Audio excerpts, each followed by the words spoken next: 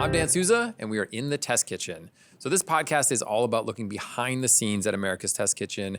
We'll learn about recipes that are in process, maybe some stuff that isn't going so well in the kitchen. We'll get the gossip, we'll get the tea, and every episode I'm gonna have a wonderful co-host from America's Test Kitchen, some of my favorite people who are doing really amazing work here. And then we're gonna bring on guests from the outside world, from the culinary space, but then all over. We're gonna have amazing comedians and people that I just really love. So I'm super excited about that. And I'm kicking things off with one of my favorite people at ATK, Elle Simone. Elle, welcome to the podcast. Thank you. I'm so happy to be here. Well, it is a treat to start this off with you. You and I have worked together for, I got to say, about a decade at this point. Yeah.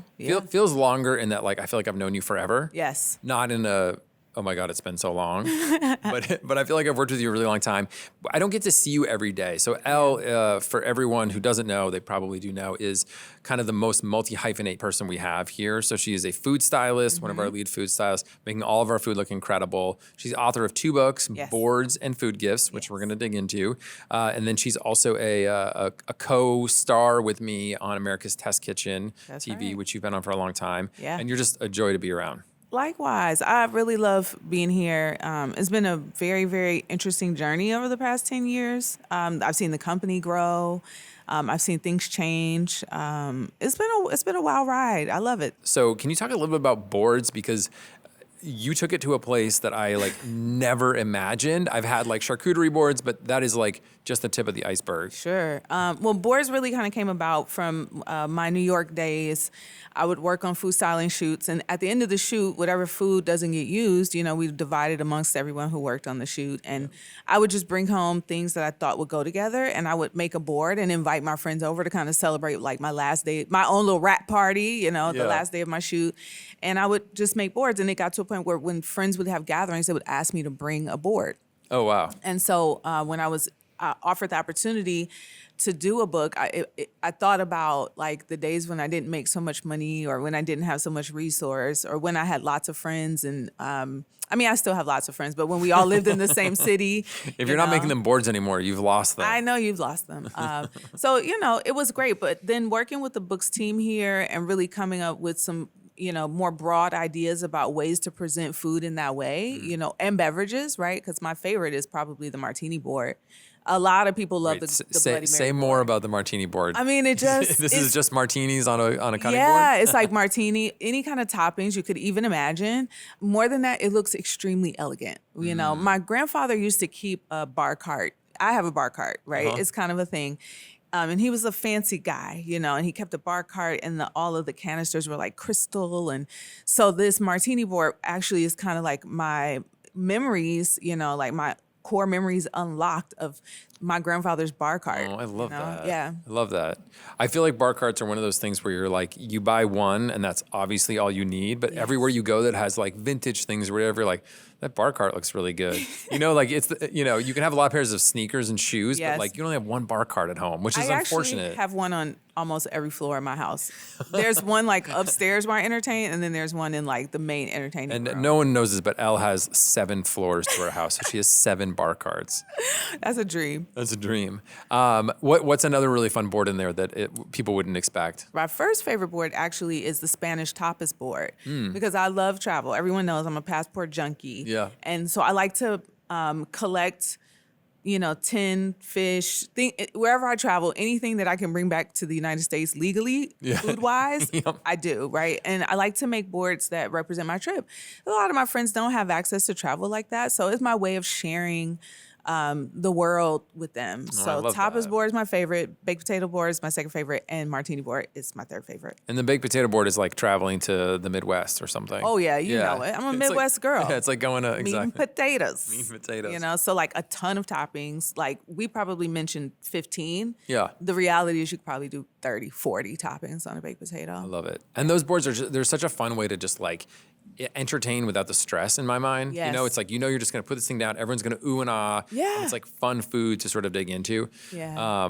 It's an awesome book. You can grab the book obviously on our site and on our app. Everyone should get it. You and I can talk all day, and we've been talking for a decade, so we'll keep it going. We'll keep it going. But we have an amazing guest today that I think we're going to have so much fun with. Yeah. He also is going to talk a lot about tradition and wonderful things like that. But I think we're going to focus a lot on pasta. My second favorite carb in the world. Yeah. Today on the podcast, we have a very special guest. He is a comedian who has been in the game for well over a decade. Incredibly funny. He has a new special on Hulu coming out May 16th that is called Al Dente. And he has a new cookbook called Your Pasta Sucks, which is something we're definitely going to dig into here. Please welcome the one and only Matteo Lane. Matteo, welcome to the Test Kitchen. I just want to say that my podcast I do with my friend Nick, he's a real estate agent, and so our set are just houses that have already been staged that no one's bought, and we just throw a bunch of mics in there and then like kind of wing it. And here you guys have like he counted down. That's crazy. Yeah, it's a little bit more buttoned up here, I guess. But I love that you're just sort of like camping in these homes before. We are. they're We're sold. squatting Yeah. for We're squatting like for- 3 hours and then we leave. That's resourceful. It is You have to be resourceful. resourceful in this economy. When it also looks expensive in like New York. like Matteo's really doing well. He's got so many I'm in a different homes. $3.5 million home. Well, I love it. Well, we actually are. I mean, it makes sense that we count down and we have lights. This is the actual set kitchen for America's Test Kitchen, the TV show, which I understand you got into during the Yeah, pandemic. during the pandemic, I was Yeah. watching not the pandemic episodes. I was watching like previous episodes, and I loved it. It was comfort food actually, because everyone was also I was not making bread. I feel very proud that I wasn't making bread, and I oddly had toilet paper like ready to go for some reason. So Like, did you I was pretty stockpile it? set. No, I No. think because like New York, like the CVS, like everyone's grabbing like the individual. So there was one day it was like 24 rolls, like oh whatever, it'll be fine. And then like a month later, the world shut down and women were like losing their minds in New York for this toilet paper and bread. I remember yelling at a woman for like she bought like 50 loaves of bread. And What? Yeah, I mean New York was a wild time at that Her time. starter dough must not have worked out for her. 'Cause No. that was a thing during the pandemic. Yeah. I know. It's like a badge of honor that you didn't get into Yeah. bread. No, I'm like I have enough pasta. I have enough dry pasta. I'll be fine. Yeah. It'll be fine. You're good. You got Yeah. the But I Italian watched tons pantry. of episodes. I told you I based my pancake recipe off of the Yeah. pancake recipe you guys have. I love that. Yeah. Yeah. Would that be the yeasted pancakes? It was the pancake that has like a lot of baking soda in it or baking powder, and then like you just let it sit for 10 minutes before, like you don't mix it for much. Okay. And it almost looks kind of clumpy and not ready because you know how people like overwork the pancake Yeah, mix. yeah. And then you just let it sit and kind of you can hear it like bubbling. Yes. And then but I didn't use vegetable oil. I used salted butter because I'm. Because butter. I know. Needs no explanation. I think that's Lon's recipe, and that was really like the discovery is like leave it super chunky and thick. And that's- you get those like fluffy pancakes. Oh, well, I love that you're a fan. Well, I'm a super big fan too. I want to dig into your book and your tour and everything, but first I want to pour you some tea. Okay. This is something I do on the podcast where I choose a tea based on my guest, what I know of them, and You pick the gayest tea you could find. yeah. You're like, what is the gayest tea you have? So I actually picked a tea that is so this is a beautiful Ceylon black tea from Sri Lanka.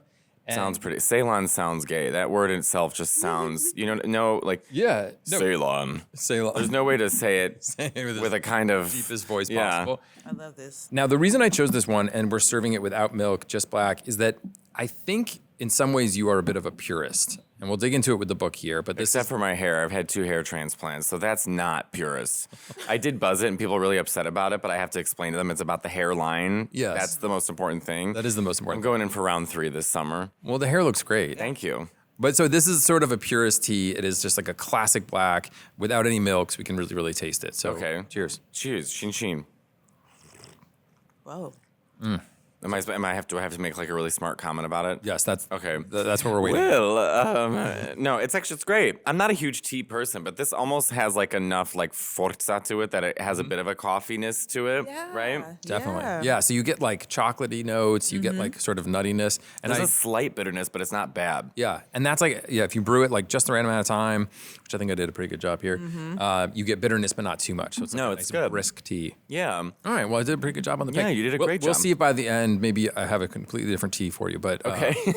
but so, Matteo, I'm so excited that you're here. I have enjoyed your comedy for a long time. When I saw that you were doing a cookbook, You were confused. I have to be honest that I was like, all right, we've got another celebrity cookbook coming out. But then I got my hands on the book and really dug in, and you really know your stuff. And I find that to be like this really wonderful kind of combination because like the book actually makes me laugh out loud. Oh, good. But the book is this amazing mix of like warm storytelling that's really funny, but then these really legit recipes. So I'm super curious, like, how did this book come to be? What was the sort of inspiration? Do you always feel like you need to do a cookbook? I mean, a lot of it was desperation. I mean, there's a lot of sadness happening. No, it's funny because when I started my YouTube channel, I mean, it kind of all goes back to, I've been doing stand-up for 17 years, and it all goes back to where the system in place was very much so like you have to, try and get a late night set, and then from there you have to try and get a half hour on Comedy Central, and from there you have to try and get a Netflix special. And there's all this sort of like trying to appease these sort of gatekeepers and be the right fit for them. And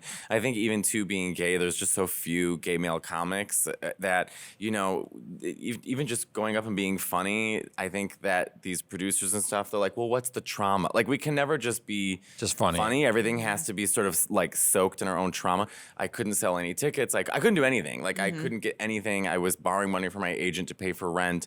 And I just started putting stuff online. And it was, I don't know if it was like a blind spot. I don't know what it was. Maybe it was like one of the first few to be doing it. But for whatever reason, people connected. And it just immediately, my following started going up. And I was selling tickets. And so I thought, I should have a YouTube channel just like as another way to just sort of be out there. And but I don't really know what I'm doing. So my friend Chris Caso, who's my producer, he like produces everything for me. We were like, well, I'm like, I know how to cook. Like, I've always known how to cook. So let's just do like a cooking show, but like the basis of it is still comedy. Like, I'm telling stories, and then sort of in the background, I'm cooking. And then as I was doing it, people really liked it, and they were making the recipes, and people were really interested in the recipes like a matriciano, a carbonaro, cacio pepe. And so after a year of this kind of success with this, like my own like cooking show on YouTube, my agent was like, we should like pitch you for a cookbook. And I was like, no, I'm not a chef or an author. Like, this is ridiculous. She's like, well, you do write. You write all your own material and you cook. So let's just see. And so Chronicles, first they came to me, they're like, we want like 80 recipes. And I was like, no. I was like, I'm not, what is this? Like 80 recipes? Like, you see a cookbook and there's like 1,000 recipes. And it's like, we have some of those. I under no circumstances. I'm touring. Like, I can't think of a Christini for your, wedding engagement party. So I said, why don't we do this? We'll do a hybrid. I'll give you 30 recipes that I know how to smash and that I know history of or whatever. And then the rest will just be funny stories. And they were like, let's do it. So it's a bit of a hybrid. It's a cook and comedy book. And I mean, I wrote it over a year and a half, and just like JJ Good helped me with all the recipes and like getting poor JJ. He's like, how much pecorino do we need? And I was like, I don't know, like a handful. He's like, I'm going to kill you, Matteo. But the stories. Like, you're like, enough? You need enough of it? Right. But not like, too much. Whatever looks right. Yeah. But yeah, I mean, the stories were just me furiously on a plane, just writing as much as I possibly could about my family or growing up or like stories in Italy. And then we just threw it all together. So it was a fun process, and I enjoyed writing it because being funny on stage is different. In my head, I have to get that laugh every 30 seconds. With this, I can kind of stretch a bit. And then it came together, and Chronicles put it together, and it looks really beautiful. And then I just took pictures of my underwear for the photos. That was in Rome. That was a kitchen in Rome. Quite ideal. As a food stylist, I was definitely expecting when I heard that you were coming out with the book, like, oh, I'm sure the cover is going to be this beautiful dish. It's actually your bum. It's my ass. It's your You bum could say a beautiful dish and still. some pasta. It's really, I love this cover. I'm like, it's brilliant. Why didn't I do this on my cookbook? It was funny because with the woman, so this was in Rome, in Monteverde, and it was, this Roman woman was cooking the pasta, but it was obviously just for it to be seen. So she had olive oil on it so it could remain like kind of wet looking, but I was so hungry because I didn't eat a lot the night before because I was trying to look tight for this photo that I just kept eating the pasta. And then she's yelling at me in Italian. She's like, don't eat the pasta. It's not cooked right. Don't eat the I was like, no, she was more upset it wasn't cooked correctly. Oh my goodness. And I was like, so her and I are going back and forth in Italian, and the producer and the photographer were like, what are you two arguing about? I was like, I don't even know how to get. You're like, I broke the cardinal rule. I'm eating bad pasta. Yeah. So this is just a look of hunger on your face here. I'm starving. You're just starving there. Well, so you mentioned the book is really, really funny, and I feel like you build up to some wonderful jokes. But you talk a lot about your family in here, and you grew up with this, what by all accounts might be like too much family. There's a lot of them. The way you describe it, in the suburbs of Chicago. And so it sounds like a ton of people are cooking there, but you also spent a lot of time in Italy. Like, where did you become a great cook? Starting with my mom. My mom we didn't have a lot of money growing up, and so my brother, sister, and I are all in a row. So I'll be 39, and my sister is 40. My brother's 41. They're actually Irish twins. They're 11 months apart. Wow.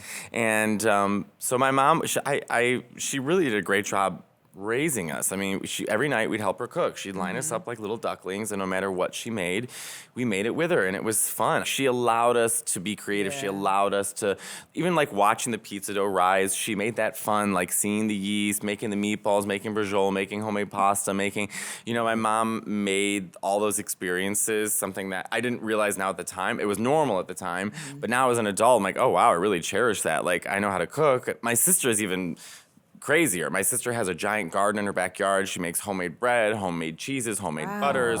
She's testing different recipes, and we're always cooking together. So it just is a nice way. I think it's a really beautiful way of holding, tradition sounds so cheesy, but I always think like the way I roll my meatballs, the way my mom does, and her mom did, and her mom did, and her mom did. Even this movement is tradition. It's like bloodline. It's like honoring people who got you there.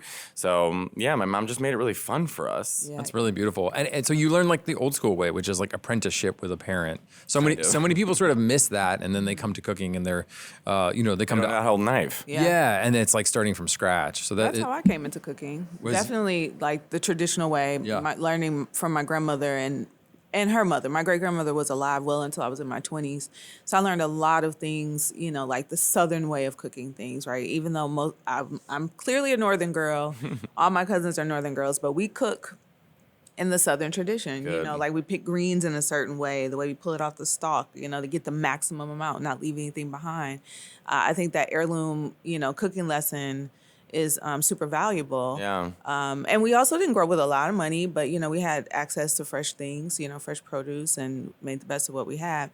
But thinking of that, I read that you all ate a lot of pasta when you were growing up. Now, is that because of the tradition, or was it because your mom was making the best of what you had? I think it's a bit of a both. I mean, but Okay. also too, like we loved pasta. You have to understand, like when you make, like my Aunt Cindy makes a cauldron of pasta sauce on Sunday mornings. Like Yes. I don't know which store she's visiting. It's my favorite. It's my favorite photo in the book, by the way. That pasta sauce photo. yeah. I love it. I love it. Yeah. And so when you make that much and you're trying to feed 15 people, all my cousins, my aunts, my uncles and stuff, even though I think I have 31 first cousins. oh my God, 31 first Because cousins. they're having kids now too, and Yeah. so they won't stop. They won't stop. There's too many names to remember in my family. Now there's multiple names because we've run out of names. But yeah, you have to use that sauce multiple times a week. Yeah. So both my dad is Irish and my uncle Mike was Irish, and my mom and my Aunt Cindy obviously Italian and Mexican. So like their connection to food is very different than my uncle or my dad's connection to food. Although my dad's a pretty good cook, but it's just a completely different connection. There's like pasta versus like meat and potatoes, Yes. like sort of battle going on. Yes, every Sunday my Uncle Yeah. Mike would do was like, I'm so sorry, Cindy, but I'm so used to chicken on Sundays. So he's going to Jewel Osco to buy roasted chicken while the rest of us are all eating this gorgeous red sauce with pasta, screaming at him, by the way, yelling at him, I'm sorry, please, I love my wife. So, yeah, just a lot of He yelling. was like 120 years old. No, he's just a Southside Chicago accent. My Uncle Mike was So very... spot on. I love it. Hello, Matteo. Just want to talk to you about your show. So ridiculous. funny. Yeah. I don't There's know. always sort of combating between what are we going to eat Yeah. because of my mom's tradition or my dad, my Uncle Mike, whatever. I think we should just have it all. Yeah, my mom won. Yeah. My mom's Yeah. family won. They just Yeah. dominated. The Italians are always going to win. The food is just too good. Yeah. Well, so I don't want to overlook the fact that your book is called Your Pasta Sucks. Yes. And you dive into sort of the balance of like tradition and doing new things a lot in the book here. Yeah. In one way, you talk about how in Italy, like there are hard rules, right? Like in Rome, there are like the 4 classic pastas, and they're supposed to be made with dried pasta. But You then can have cacio e pepe with fresh pasta too, but right, yeah. but that's what I mean. So, but then there's this little tweak where like cacio e pepe is good with fresh pasta, but then that is canonized as like that's the new rule. So there's sort of like But that's Italy. that's Italy, right? They There's have like established rules and then they find their way out of it. yeah. And then those ways out of it are acceptable, but there's still the established rule. This is everything in Italy. It's everything. This is marriage. This is food. This is government. This is everything in Italy is here's the rules and how do we get out of it? Yeah, how do we get out of it? And then kind of canonize that. Right. But I'm curious, why do you think, and this isn't just Italy, but like let's use Italy as an example. Sure. Why do you think there there are such firm rules around food instead of like, let's be playful? Like, what do you think that does? I don't know. I think it also becomes with Italy wasn't unified as a country till like 150 years ago. And so there was always like these pockets of cities. So like Rome was different than Naples, which is different than Bari, which is different than Calabria, which is different than Sicily. And so everyone had their established rules. We eat this, we speak this language, and this, so there is this sort of rivalry between different cities. Like there's still quite, I know it's a unified country, but they're still quite separate. Yeah. And so I wonder if it comes from that. Also, just the heaviness of the Catholicism. I wonder if that has anything to do with it, because Catholics, we are soaked in tradition, and it has to be done this way and that way. So I wonder if that naturally bleeds itself into the culture. But also Italians are incredibly stubborn. They're just stubborn people. We call them testa dura. It's just like they just hard head. You can't phase them one way or another. You can't move. I made it this way, and I'll fight you if you don't make it that way. Yeah. But in reality, when you really go through Italy, each town has their own version of a pasta, or own shape, or own sauce, or own this. So again, it's like sort of an oxymoron. Like Italy doesn't make sense at all. Yeah. It's tradition, but then we do it this way. I think there's also something to like the sense of belonging. Like if you're like, this is how we make it here. You mentioned in the book having friends that were from like North Africa, from like Australia or something, but everyone grew up in Rome and they all agree that this is the exact way to make carbonara. Yeah, my friend Tedzeta, she's from Ethiopia. She moved to Rome when she was 2, and then she was raised by nuns in it. She has a very interesting story. Wow. Yeah, she loved Sister Act for that reason, and then I finally met Whoopi Goldberg and had Whoopi Goldberg send her a message. Oh my nice. God, Yeah, it was amazing. really nice. Whoopi was great. And my friend Tedzeta wrote a book about it. But even she's just the most Roman woman I've ever met in my entire life, because it's like we went to a restaurant and she's arguing with the waiter about this, or, and she speaks Romanaccio. And so I was like, Tedzeta, please re-say that again. You're speaking so Roman to me.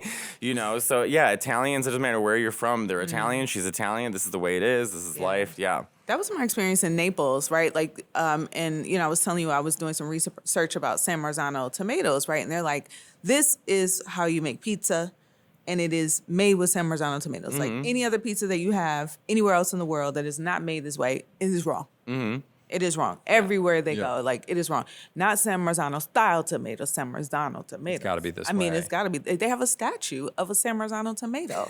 That also doesn't surprise me. Serious. It doesn't sound like it'd be a very good But my history statue. with pizza, I'm from Chicago, so our rivalry with New York, right? Our deep dish pizza, Yes. but I'm also Italian. Now I live in New York City, and so New Yorkers see their pizza's the best, and then go to Italy and they see their pizza's the best. So I'm like, my relationship with pizza is an abusive relationship. I don't understand. It's muddy waters. It's muddy waters. And I have to say, Luminati's, fresh Luminati's pizza. That's it's a great. deep dish pizza. I love it. Yeah. Okay, maybe it's not really pizza, all right? It wasn't, but I love it.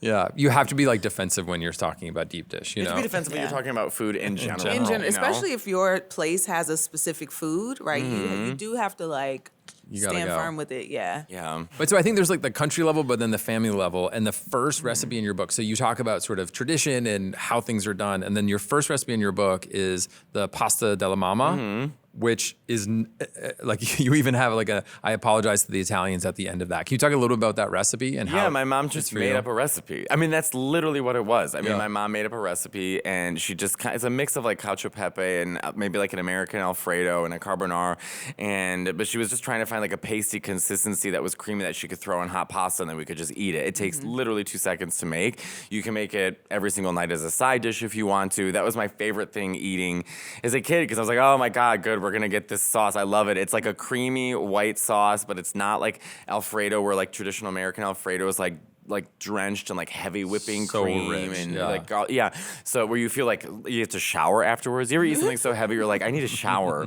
McDonald's usually. You Yes. eat McDonald's and like 20 minutes later you're like, I have to like exfoliate. Yeah. And so yeah, my mom, she just made this up, and it's like salted butter, egg yolk, a little bit of milk, Parmesan cheese, garlic powder, and pepper. Done. It looks like a gross, ugly paste. You put it on pasta. It's creamy. It sounds hell. amazing. Yeah. It's Sounds so really good. It's yummy. Yeah. So Yeah. that's something where it's like, that's actually quite classic Italian, is I'm going to cook with what ingredients I have, Right. which is pretty much the foundation of most Italian recipes, really, is like, we have this, this, and this. What can we do with it?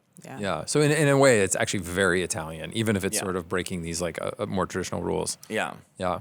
You have a section in the book that is like basically different ways that you can ruin pasta. Yeah. What do you think are like the That could top? have been a whole book. The whole book. Yeah. What do you think are the top 2 or 3? Not salting ways? the water properly, wrong ratio of water often, which I've been realizing more and more even since I wrote this book. Putting olive oil in the water, Yeah, overcooking that's your popular pasta. I think a lot of people, not even just America, but just people in general, think pasta is sort of like a sponge with you put like a sauce on top. And I don't think they realize the pasta is supposed to be the star. The pasta is the star, and the accent of that pasta is the sauce. And the reason that you have tagliatelle is because you're going to eat it with bolognese that's been cooking for 8 hours long. You're not going to have tagliatelle with carbonara because that's too harsh of a sauce. The cheese is too harsh and it's too rough. So you have to have the softness with the softness, and you want the dry pasta with carbonara because that hard pasta is really going to complement the kind of sauce that you're eating. It can handle it. And also with carbonara, you use spaghetti or you use mezze rigatoni. Stop. Maybe some places use bucatini, but that's a whole other thing. So you kind of have to match the pasta with the sauces, and also, you want to use the pasta water to also bring the sauce and have it connect with the food so that it's coating the pasta. I mean, a huge thing I see because you don't want the pasta to stick, so put a bunch of olive oil in the water. It's like, God, yeah. That's you terrible. need the starchy water because you have Yeah. to use that later, and also olive oil. Now you just like oily linguine that's not going to stick to the sauce, and also stir your pasta or maybe use more water. Like, I don't understand why, but I think these are things that people pick up, and somewhere was on a TV show on PBS, who knows, in the 1980s. Not our show, not our show. Your show. And, so people think that's what I do. And people, because I think when people do that, they put olive oil in the water, what they're actually saying to you is, I want to participate in something that I think is traditional. Yes, and yeah. They're excited about the idea of cooking, and then they're maybe disappointed because the pasta's not coming out the way that they wanted. And it's like, well, because you were taught the wrong thing. So simple things, think of your pasta like a steak. When you order a steak, you have different variations of texture, right? And how it's going to be cooked. Well, same with the pasta. Al dente, meaning to the tooth, having a bite to it. Treat it like a steak. Season it, have it cooked the right way, and then make sure you're finishing it off in your sauce. I love that. You just unlocked a whole nother level of food styling in my brain for me. I'm like, oh my God, we've been treating the sauce like it's the star when really it's the pasta. The pasta is the star. I want to ask you about you have sort of talk about in the book about there's some pasta shapes that need to mind their own business. I don't like linguine. Why? I just want to give you a forum to like I yell don't about understand linguine. it. You're not fettuccine, you're not pappardelle, you're not spaghetti, you're not bucatini. Yeah. point. Like, it's just get out of here. Just either take a risk. Like, Is it because the width is like just between those yes, two? it's like playing Pokemon. Like, let's get to Charizard. I'm sick of Charmeleon. Like, let's evolve, for God's sakes. I don't find its purpose. I love that. I know that it goes with pesto. I know that it goes with vongole. I'm allergic to seafood, so I can't eat it. So I'm already bitter. Yep. I'm bitter towards the ocean in general. And yeah, so I don't know. I just don't like linguine. Yeah. Okay. So that's the only one. No, this is really I have a really good friend who is Italian who lives in London. He's gonna hate that he says I don't like farfalle because it's so. He's a hard. Big farfalle Loves guy? farfalle. His favorite is farfalle. Okay. And I'm like, the center doesn't quite cook the same as the outside, and then I get frustrated. And then at some point you're stabbing your pasta just to get a simple bite of it. And I'm like, I feel like I'm in a slasher movie, like trying to eat simple pasta. Like, I don't know, it's bothersome. I like orecchiette because like it's so satisfying, like putting it in the spoon and you're getting a bunch of little like. Oh, I love it. Yes, it's it also so will nice. cradle like a little sausage. Like Yeah. it holds things in a nice love way. It's fun. It Yeah. is fun. I like it. Well, so I want to do this third segment of the show that I call the Ror-Snack Test. So it's just like the Rorschach test, but instead of showing you ink blots, we just ask you some funny food questions to Okay. get to know you a little bit better. All right. So some of them are a little bit out there, and some of them are custom tailored to you. Okay. So the first one is I want to know how you eat your corn on the cob. So like physically how you eat it. I don't. I'm not a huge corn on the cob. I guess I would hold it. We used to like hold it and then cut with the knife and spin and cut with the knife and spin and cut. So you take it off. Yeah, and you could kind of, but it was fun. Like it looked like Legos. Like it would kind of come Yeah. like that. But I'm not huge on corn corn. Like I don't see corn on the cob and think, get out of my way.